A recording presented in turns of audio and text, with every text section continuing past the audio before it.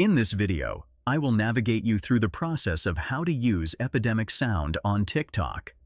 But wait, before we dive in, if you like what you see, feel free to hit that subscribe button and give us a thumbs up. Your support keeps us going and helps us create more awesome content just like this. When you use EpidemicSound on your TikTok reels or videos, it ensures high-quality, royalty-free music that enhances your videos without copyright issues. That helps your content look more engaging and professional. So, to effectively use EpidemicSound on TikTok, you just need to follow some simple steps. First, make sure you have an EpidemicSound subscription account. Their plans vary, so select one that suits you best. Next, safeguard your TikTok channel by adding it to your safe list on EpidemicSound. This step prevents any copyright issues when using their music. Simply log into your EpidemicSound account. Navigate to the Safe Listing section and include your TikTok username. Remember, don't paste the whole link to your TikTok account. Just the username is enough.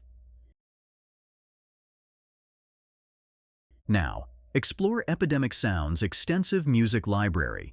You can search by genre or mood, or use their filters to find the perfect track that enhances your TikTok video. You can download the music from EpidemicSound and edit it using your preferred software before incorporating it into your video. Now, if you want to add music to your TikTok video, there are two methods.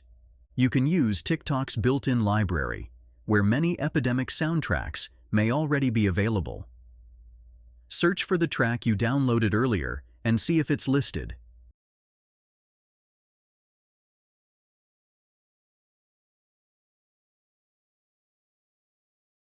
Otherwise, just edit your video beforehand and upload it with the EpidemicSound music already included. Let me give you a few additional tips to keep in mind. Ensure the track you choose is cleared for commercial use on TikTok.